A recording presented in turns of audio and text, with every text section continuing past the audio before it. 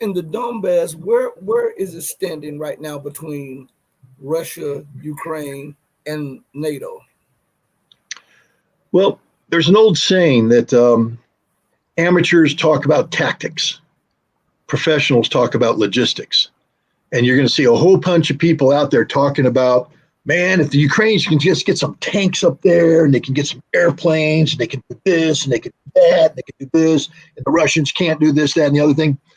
A, they're just dead wrong, but B, they're talking the wrong fight.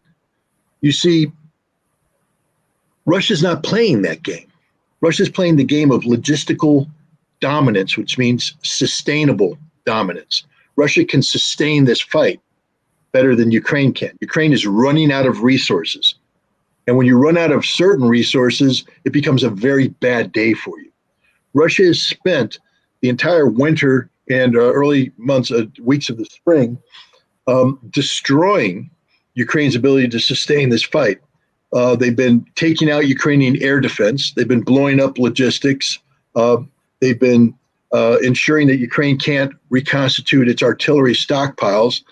And what this means is Ukraine can't fight, can't continue the fight. Meanwhile, Russia's relatively untouched. Yeah, they're suffering casualties on the front line, but in terms of their air force, it's there. Where's the Ukrainian air force? In terms of their artillery, it's there. Where's the Ukrainian artillery?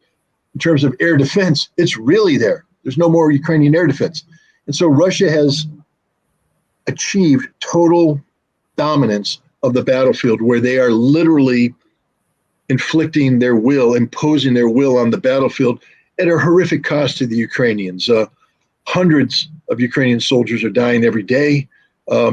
On some days, that number goes up into the thousands.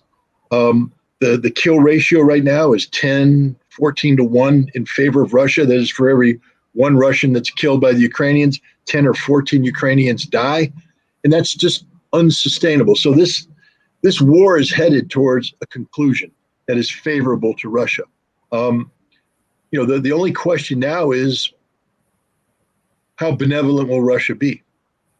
Will Russia take this to the bitter end and destroy Ukraine and make Europe feel threatened? You talked about Russia having escalatory dominance, but dominance doesn't mean that you have to dominate. Right.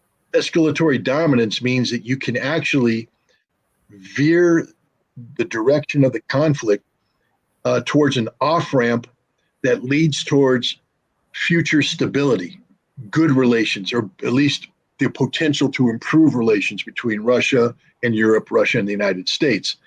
And this is why we saw China get involved. Believe me, China would not have made the phone call to Zelensky if Russia didn't want them to make that phone call.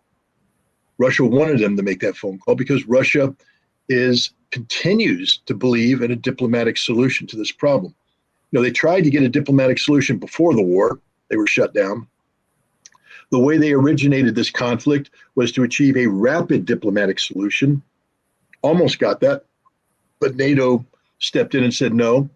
And so everybody's saying, well, that means Russia's now going to go to no, their goal is still a diplomatic solution. And so they welcome the Chinese intervention.